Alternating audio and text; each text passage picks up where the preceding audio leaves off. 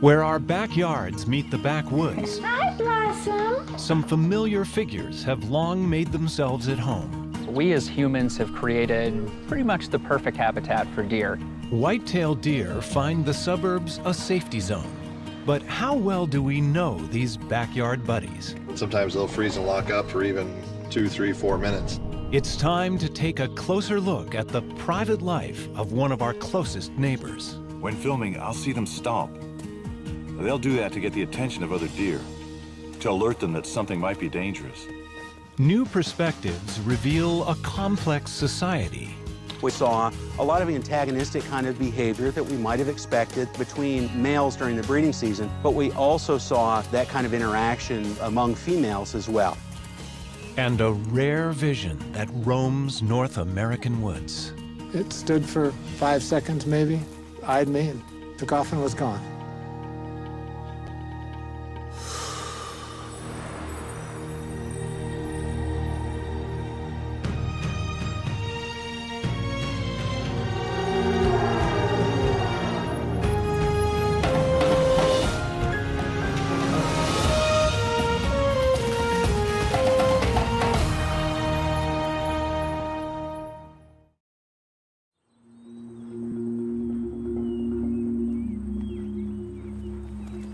For 3 million years, they've roamed the woodlands. And we're still just trying to figure them out. The white-tailed deer. Believe it or not, we're right near a major road, but there's a big buck right over here, so I'm gonna get my little outfit out and see if he'll put up with me.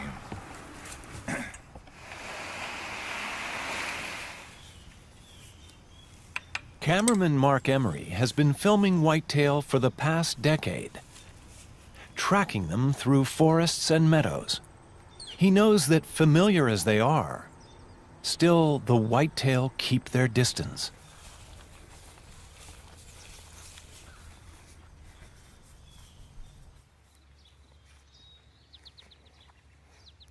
Every time Mark films them, he gets a first-hand glimpse of their jittery grace.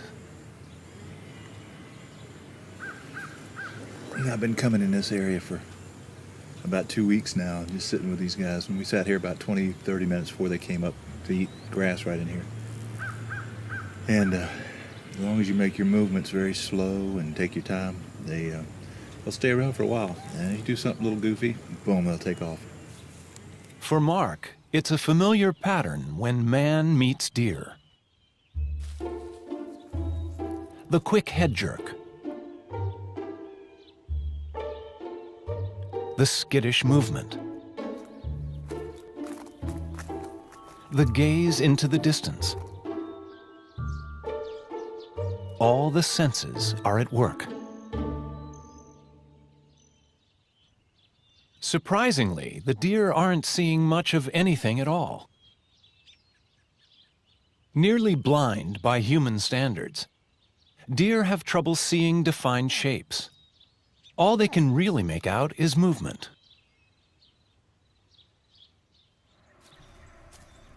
To compensate, they've developed their other senses. Their hearing is finely tuned, and their remarkable sense of smell can pick out odors hundreds of yards away. The nose of the white-tailed deer has nearly 300 million olfactory receptors, compared to just 5 million for humans. That's more than even the legendary bloodhound. And when a deer smells danger, it passes that information on, as Mark notices every time he gets too close.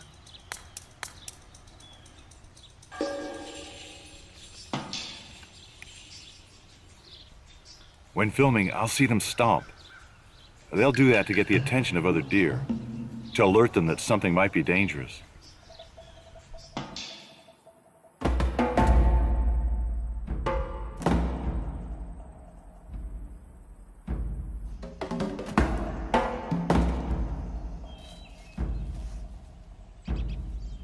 The white tail for which they are named is not just decorative. It's a key feature for communication.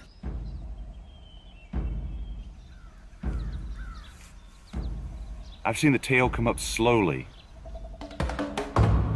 as though the deer is saying, I see something I don't really care for. And then you get this nervous twitching.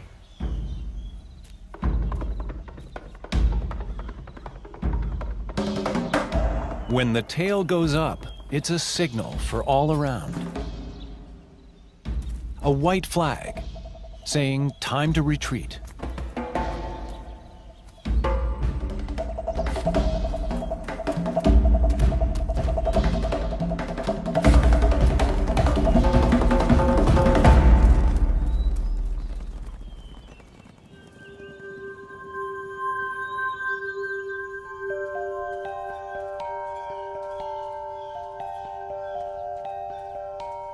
White-tailed deer may seem elusive, secretive, but there's a reason.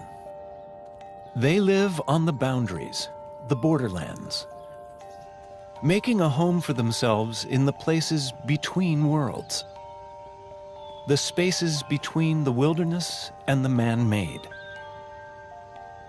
It's the habitat known as the edge, where farms meet the forest, and backyards meet the backwoods. Ironically, the human clearing that might harm other species or deprive them of living space works the exact opposite way for the adaptable deer. It allows them to succeed, even thrive. Some say they may be doing too well.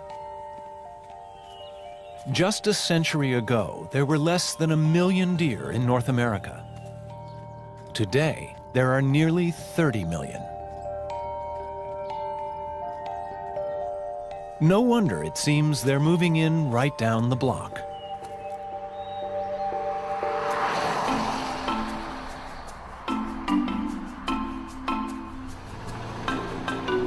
Nowhere are the deer more at home than next door, in the suburbs. We as humans have created pretty much the perfect habitat for deer. These are areas that have a wide diversity of plants that deer can eat versus, say, a rural forest. One town that knows all too well about the deer, Cayuga Heights, New York. We know that in Cayuga Heights, in general, we have about 100 deer per square mile.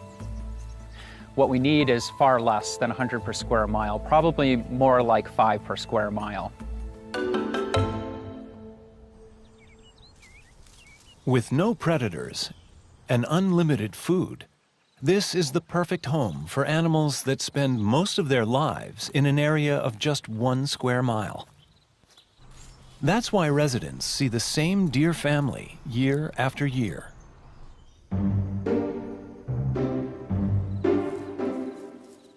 They walk through my yard and eat everything here.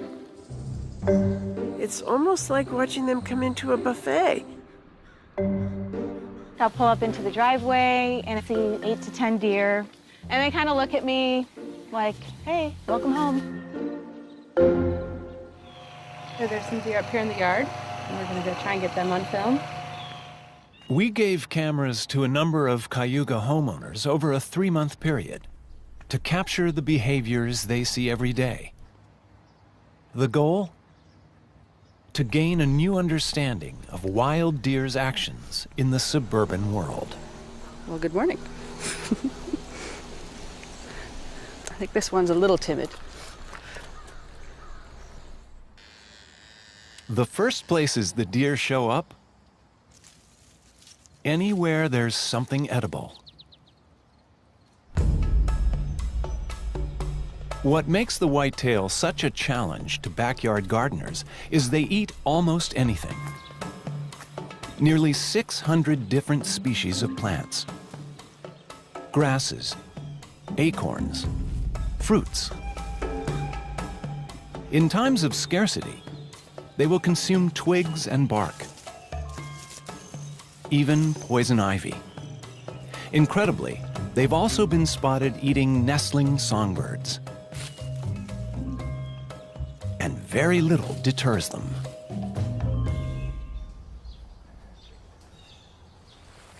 We're in the backyard, on the side. The fence is 6 feet high, and they have jumped over it, which amazed us. As you can see, we had to install this fence to keep the deer out of our yard. This is a 6-foot fence, which actually is somewhat inadequate. White-tailed deer will jump in the wild. They use this technique to evade predators and to just overcome an obstacle that's in their way. We had to build a really tall fence because deer were continuously jumping over it.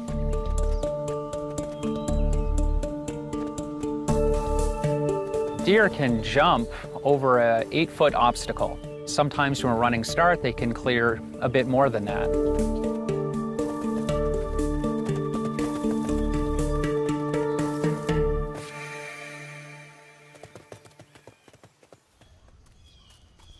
It's no wonder a fence isn't much of a deterrent. The deer need to consume up to 7 pounds of food a day. But these voracious eaters don't have upper front teeth.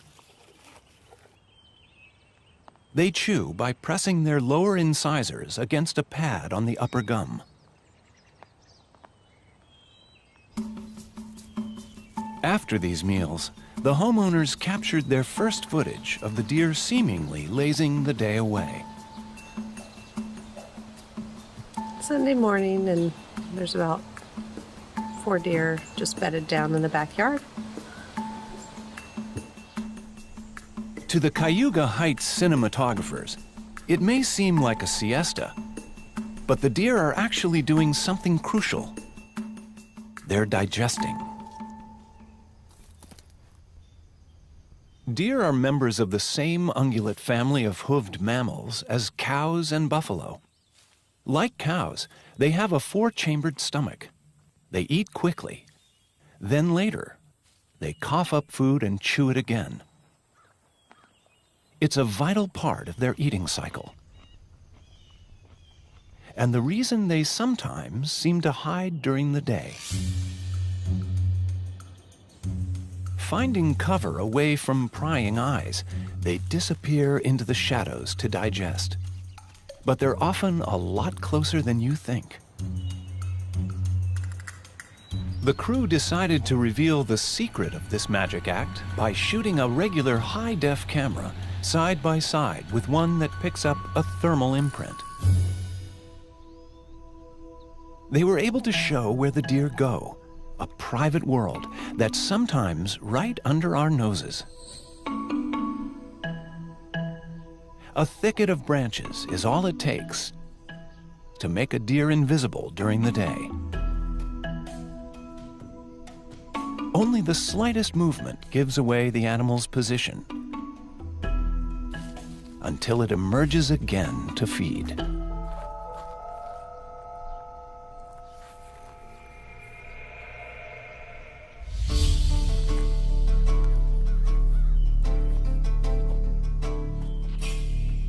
The hunt for food brings the whitetail into our lives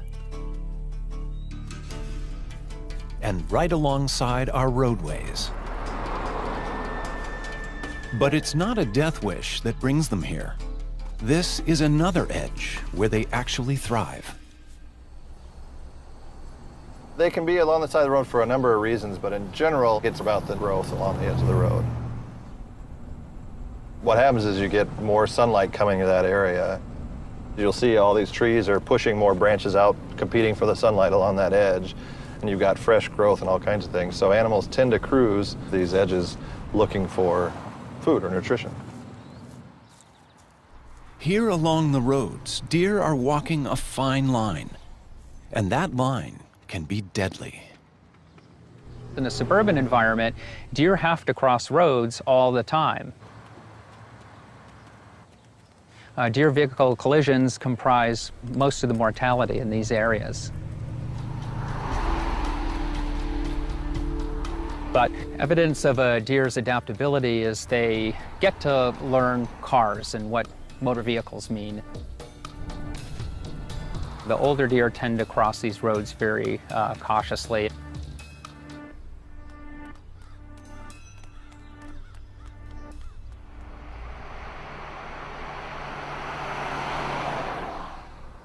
Right now we're approaching some deer that are about to cross the road. It's early morning and they're out feeding. Deer wanting to cross the road, but we have a school bus coming at the same time. Now the adult doe is coming up to the road, being very careful, pausing, looking both ways. The deer looked to the left, looked our way a bit, and is crossing slowly. The younger deer will likely cross right after her, and they'll just run out in the road. Fawns get into all sorts of trouble, just like human kids. This is a fawn crossing the road, not looking. And there's another fawn crossing. So you saw the care that the adult doe took in crossing the road and how carelessly the younger deer crossed the road.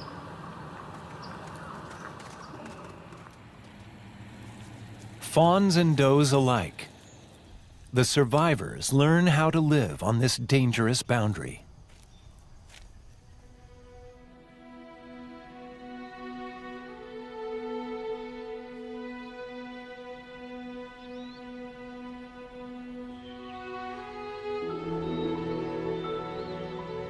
On the borders of yards and roads, there are other edges deer inhabit. The edges of the day. Deer have natural rhythms throughout the day, and the period that they're most active is in the early morning or the late afternoon. And that's when they do a lot of their feeding, and this behavior is known as being crepuscular. Crepuscular. Creatures of the shadows, of the dawn and the dusk. Whitetail are perfectly adapted for those hours. Their camouflage blends in, and it's the time their vision actually works best. Attuned to the gathering darkness.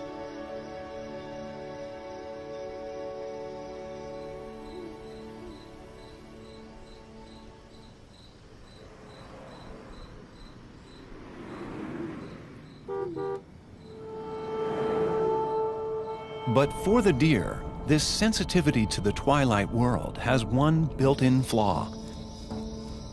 The famed deer in the headlights effect. Deer are interesting. They have extremely good night vision, and a part of the reason for that is they have more rods than cones. And what rods do is they collect more light. Having more rods, they're able to see better in darker situations than humans can. But the downside to that is if you shine a light in their eyes, it doesn't harm them, but it makes it a lot harder for them to see. So that's why sometimes you get this deer in the headlights look. Surprisingly, fear has nothing to do with this well-known reaction. Too much stimulus overpowers their visual cortex.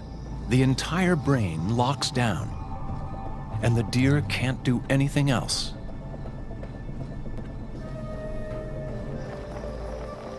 Sometimes they'll freeze and lock up for even 2, 3, 4 minutes. Right, oh, there's a deer right there. So right now we've got this light shining on this buck here. You know, he's kind of trying to figure out what's going on. If you notice, he'll just kind of get a little confused and just stand staring kind of off in the distance while you have that light on him. And sometimes, you know, in this situation, this deer didn't get too weirded out by it, but, you know, sometimes it can last for a couple minutes where they'll just stare into the light, kind of confused.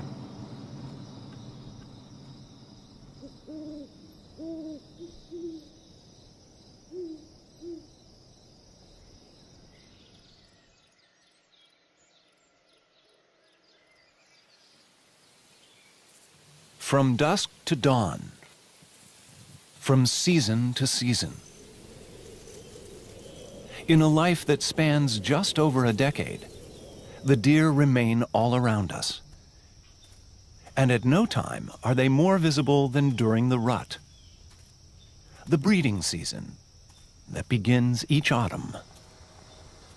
The rut marks a time when deer become less cautious and more active. So bucks, when they're normally very secretive, tend to be out and about and more visible.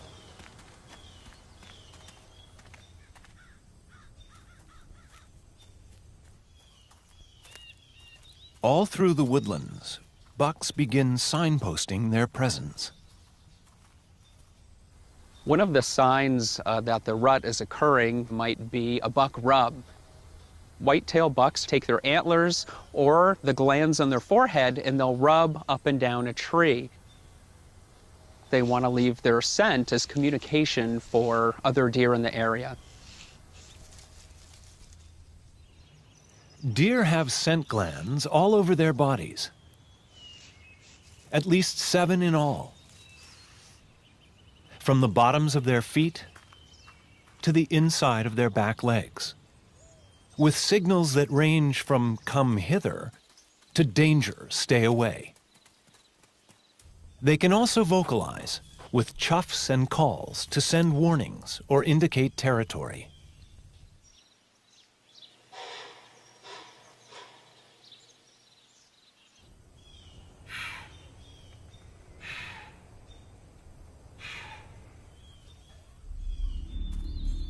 And all these signals come into play during the rut.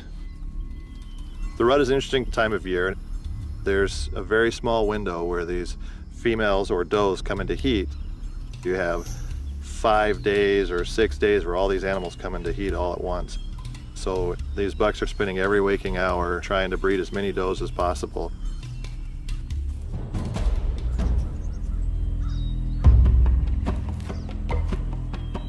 Now the competition for mates begins. And the stags call on their antlers. Regrown from scratch every single year, this is the fastest growing tissue on Earth, expanding an inch every 2 days.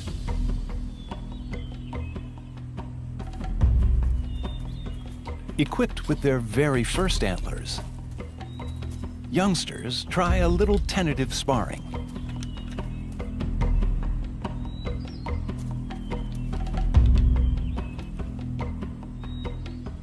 But for the adults, the rut is a time for full-on combat. There's a lot of aggressive behaviors, so bucks will do a lot of really neat things. They'll spar, they'll fight. It's a very fast and furious time, and it's a very exciting time to be in the woods.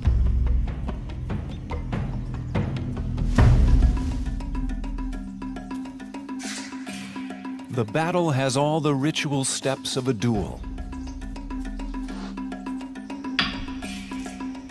The slow approach.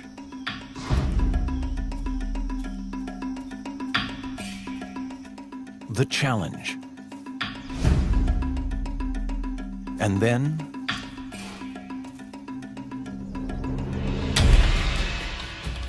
the clash.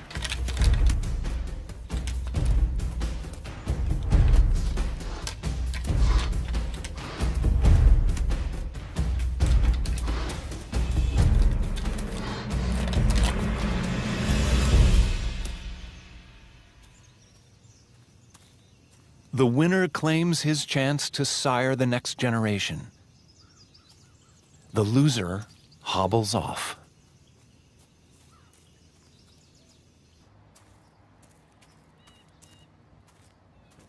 Nowadays, the rut is not just the call of the wild. It's seen in parks and backyards. Cornell ecologist Bernd Blossy has found a buck on the prowl, on the fairway of a local golf course. So we're in the middle of the rut, and I just spotted a buck here that is guarding a doe. What they typically do, they try to isolate a doe that's in the right stage of the estrus cycle, and then they spend a significant amount of time with her, guarding her fighting off any other bucks until she is ready to be bred. He's watching us, but I've seen him glance over to his left side too, as if there's a doe that's still bedded down. So that's his prize right now, and he doesn't want to leave his prize alone. See how he's looking over to his left side? He's not ready to leave. So we can try to sneak around and see whether she's still there. He may be staring at her.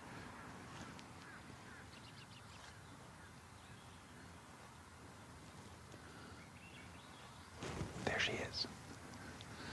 She's on the other side of the fence. You can just see her butt right now. See how he's watching her?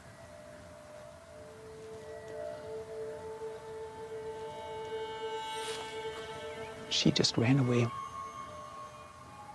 He will try to go around and cut her off, and he will just use his nose to figure out where she is.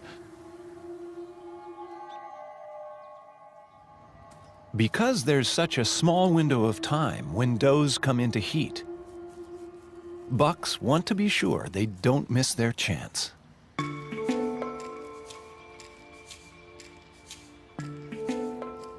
During the rut, a buck will pick out the right-smelling female and then follow her wherever she goes. The buck is in lockstep with that female. You have a big buck out standing in the open. The does are being chased around all day long, and you can see deer activity all over the place. It's all about having offspring in the next generation, both for the does and the bucks. What the ultimate evolutionary prize is having offspring that then contribute next year to the chases in the woods.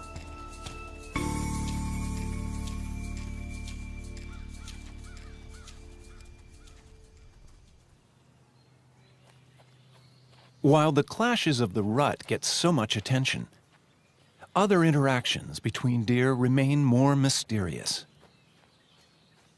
Biologist Josh Millspaugh wanted to see those relationships in a brand new way. What we're doing is we're putting cameras on deer and we're monitoring what they see and what they hear real time. That's a completely different perspective than we've ever had.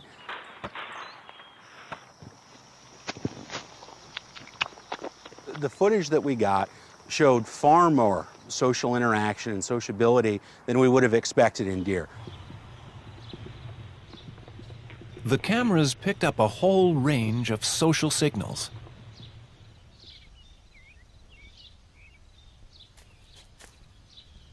The deer sniff each other when they meet. A kind of handshake to determine age, sex, family group. They'll groom each other, not just to remove parasites, but to maintain their bonds. And displays signal their status. Dominant deer walk with head held high. Subordinates keep their backs hunched and tails tucked. When things get tense, ears laid back along the neck represent the first challenge. But the cameras also found something startling. Conflicts between females escalate with surprising frequency.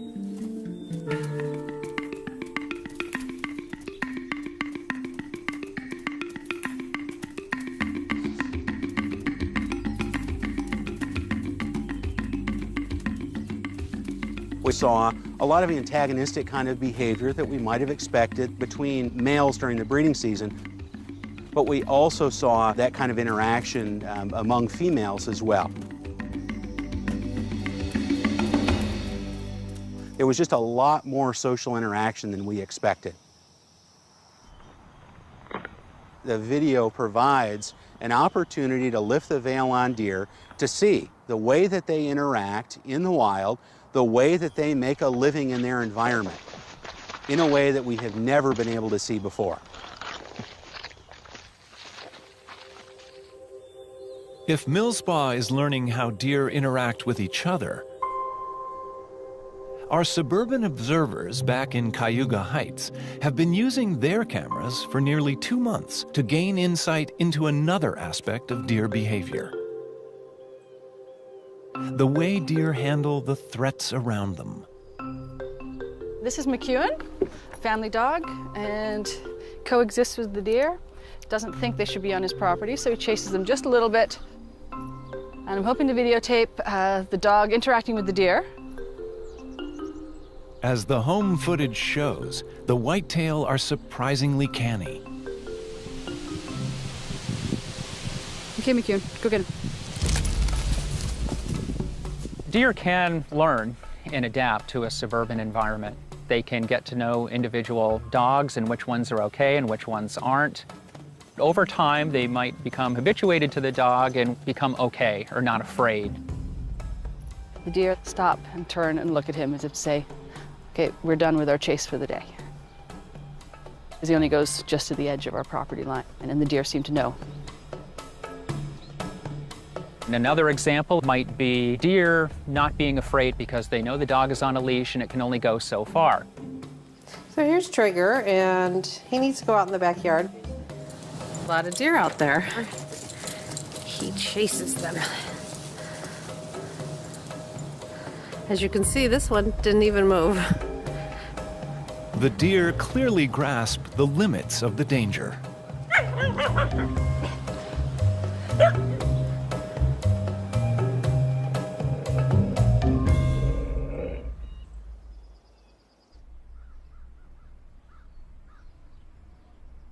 Whitetail have learned that the suburbs seem to be a safety zone.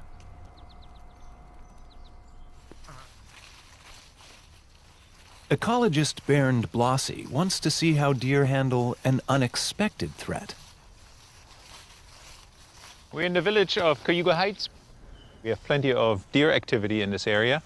And now we will see how they respond to a small pack of coyotes, in fact 3 of them, that we will just set up here. We will see whether this works with the coyote cutout here. It's a good place to try it because it's a backyard that is being frequented by deer, and we should be able to capture some change in deer behavior. A trail cam is installed to track the deer's reactions.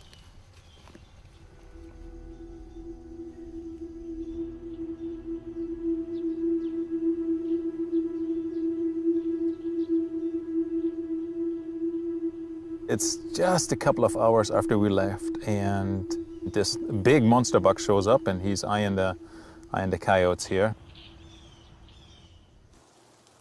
There's another deer coming right here, going right to the coyote.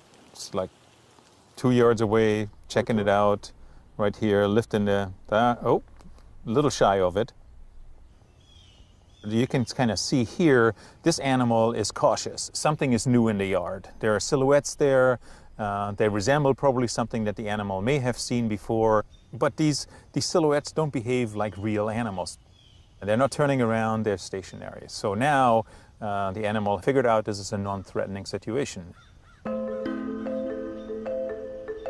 The deer are smart enough to learn what poses a real threat and what doesn't. This animal is completely checking out what this thing is. Not scared behavior, definitely not. It's actually licking the coyote right now, so.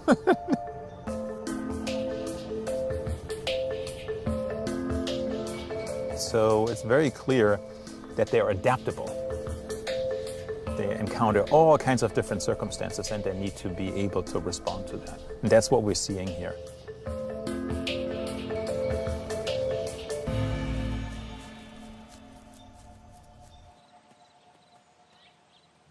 Deer are always adapting, always responding to their environment. These changes can be physical too. And nowhere is that seen more strikingly than on a few scattered islands in the Florida Keys.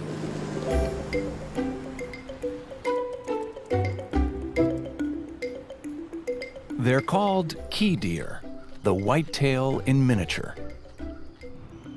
Key deer have been on the Florida Keys for the last 10,000 or so years. 10,000 years ago, the last glaciers melted and caused sea levels to rise, and in essence, they were trapped on a chain of islands. It's believed that they came from the mainland, Florida, though some also believe maybe they came from Cuba. The majority of them are found on 2 islands, Big Pine and No Name Key. Tiny worlds cut off from the outside, islands push evolution to extremes. Larger animals tend to shrink over generations. In a world of limited resources, the only sensible solution is to get smaller.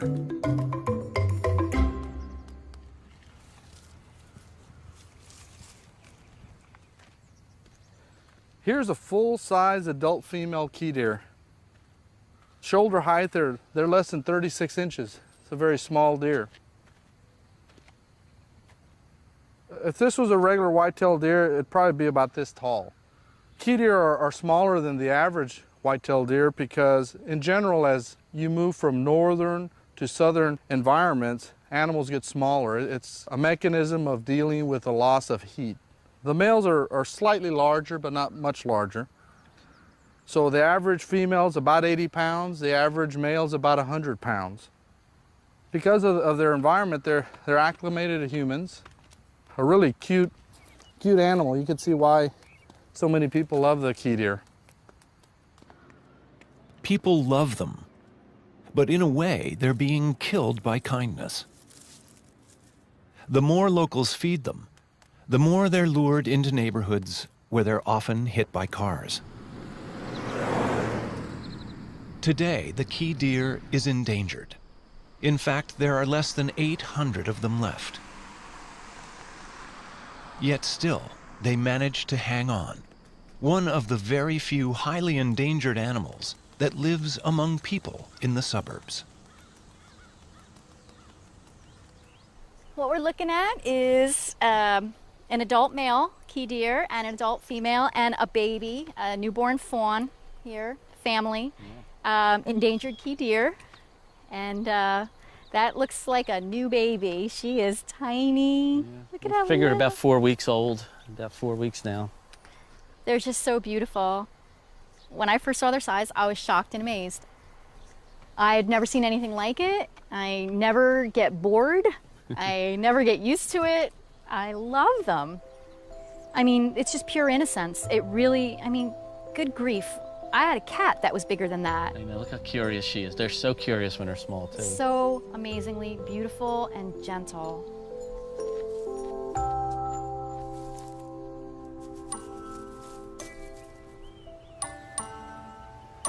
The greatest trait I admire about the key deer population is the fact that they're very resilient. And the Florida Keys, in fact, has changed dramatically in some cases in the last 100 years. And so being able to adapt to those changes and continue to survive is truly remarkable for this deer population.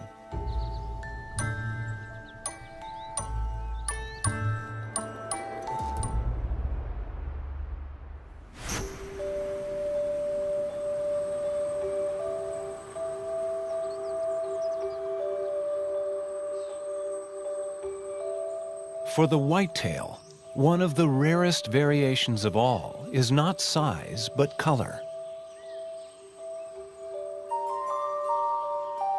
The legendary ghost deer.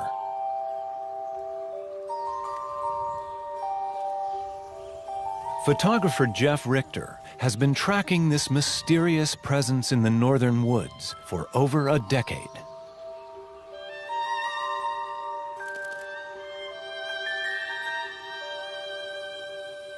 I think in many respects that they're a ghost in both a physical sense and a mental sense.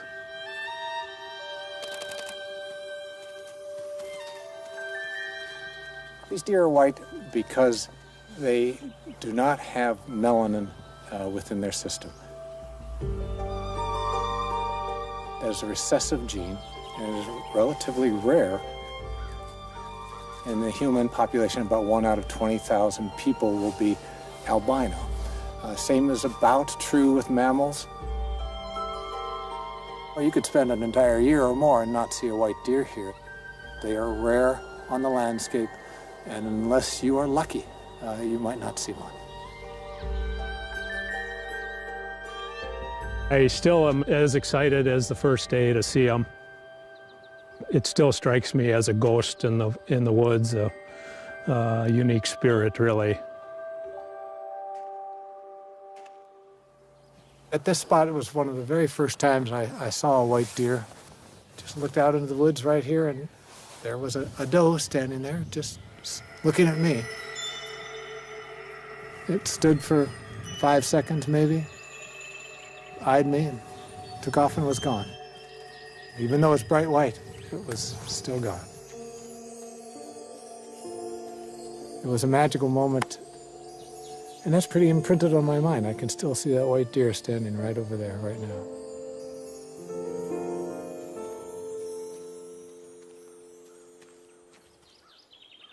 Almost without exception, all the people I've talked to always remember where they were and where they saw their first albino deer. They just stick with people in a way that very few other animals do.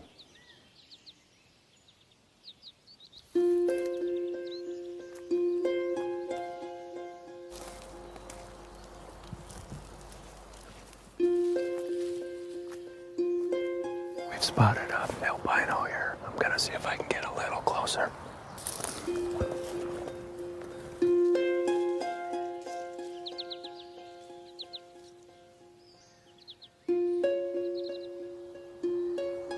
Looks like she bedded down just in front of us.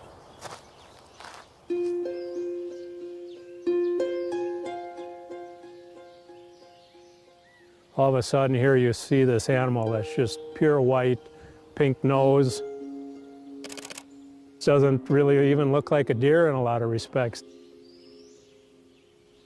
Oh, there she goes. Thank you, girl.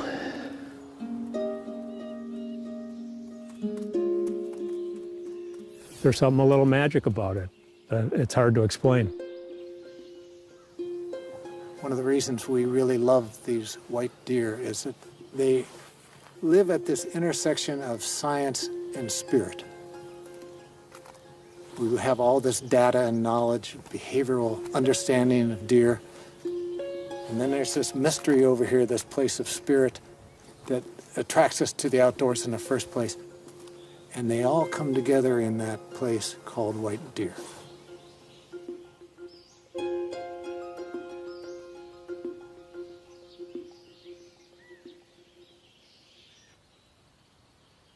The white deer may cast a certain spell, but all deer have their own special moment of magic. It happens each year, 8 months after the rut, at the height of spring, when does give birth to their fawns. Amazingly, a female whitetail can become a mother by the time she's just 9 months old. No other large mammal can reproduce so soon. And an adult doe can give birth to singles, twins, or triplets. In the forests of Wisconsin, a group of scientists are in search of these newborns. They want to tag and study them, but the fawns aren't easy to track down. We've walked over fawns 2 and 3 times before we found them. People have almost stepped on them before they see them. For the first few weeks until they gain their strength and their speed, they hope that the predator or whatever danger will just pass them by. Fawns are great at hiding, and they have one secret trick. They are one of the very few creatures born with almost no scent. They give off practically no odor at all, so predators can't find them. But when they are found... There's a fawn over here.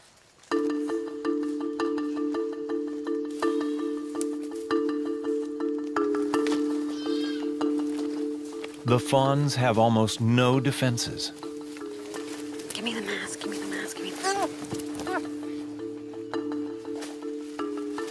Get those legs under him. They can't even count on their mothers to stand guard.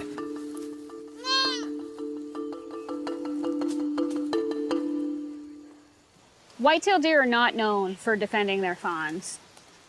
If there is a disturbance, the doe will generally stay away.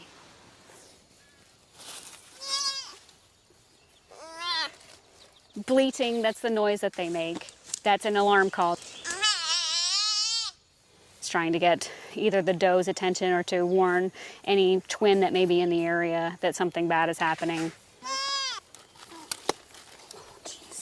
They rely on their hearing a lot more than they do their eyes, and we put the blindfold on them, but that doesn't mean that they still don't know what's going on. Their camouflage is really rather remarkable when they lay completely flat in litter like this. If they were solid, this reddish-brown color, it would be a lot easier to spot them. But with the light colors, it just helps break up their shape and mix in with sunlight to help camouflage them even more.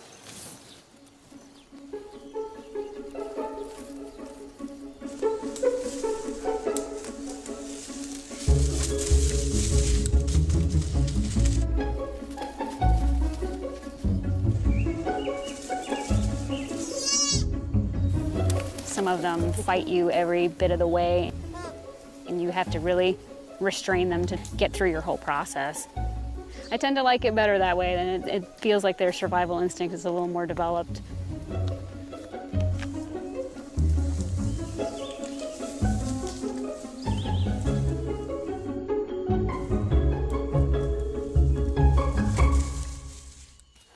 And so a new generation of deer is born into the forests.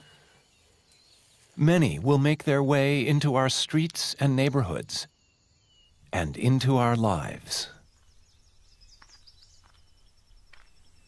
It started one day in Tewksbury, New Jersey. I saw this bit of fluff lying in the tall grass. And as I got closer, I saw what I thought was a dead fawn. And in fact, she probably would not have made it through the day. Here's a picture of the first day I found Blossom. My husband, Pino, was holding the IV bag above her very limp little body. Here's just a few days later. I'm cradling her in my arms, and so is my husband. This little baby pretty much was dead. Whoops. And guess what? IV fluids and a little oxygen, TLC, and wham. This is now the third day. I knew something was special about this little animal when she would start to want to play, want to interact. Come on in!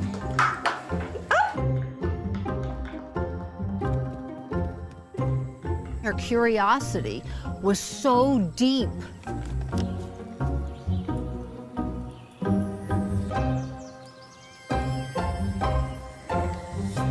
Oh, gosh. We loved her, but she wasn't our pet. She was, in fact, a wild deer. And as she grew, she would disappear for days and days, but she always came back. Hello, Blossom. How you feel? Boy, where were you during that snowstorm? Here she is in the snow with her little herd behind her. There were 1, 2, 3 deer right behind her here. It was almost as if she had 2 herds or 2 families. Here's the sign I hung all over Tewksbury. The sign worked. Nobody hurt her. They only loved her. Oh, the little doll. Blossom. That's the way we used to say, Blossom. Hi, Blossom. What is your good girl? Hi, Blossom. What you up to? I miss her. I miss everything I've been talking about. I miss the adventure. Blossom's here in the kitchen. I miss what next thrill is around the corner. Hello, girl. Oh my God, look in the back. There's a big buck.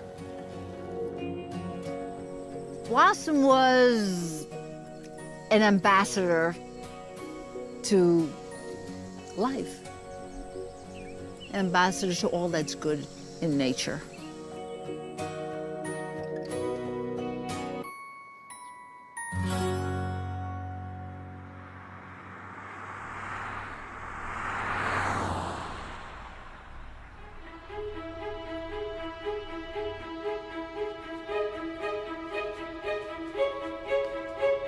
Present as the whitetails are around us, they are never domesticated, never truly tamed. For some of the suburban homeowners, after 3 months tracking the deer, their cameras revealed a truth long forgotten. Oh, there's one hiss at us. Even here in the suburbs, these are wild creatures. Filming the deer gave me a little bit more insight into what they're doing besides just eating the gardens that I created. I got to see them more as wild animals, and I like to be able to see that version of deer.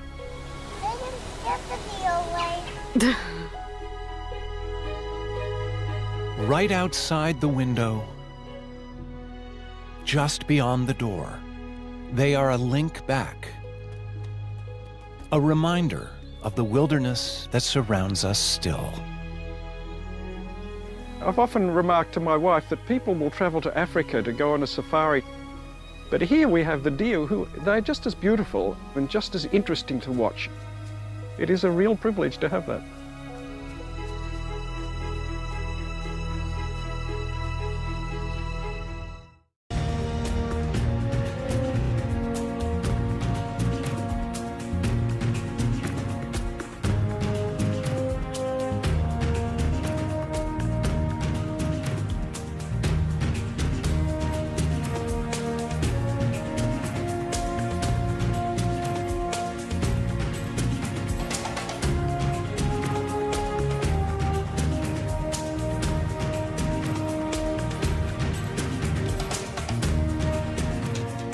To learn more about what you've seen on this nature program, visit pbs.org.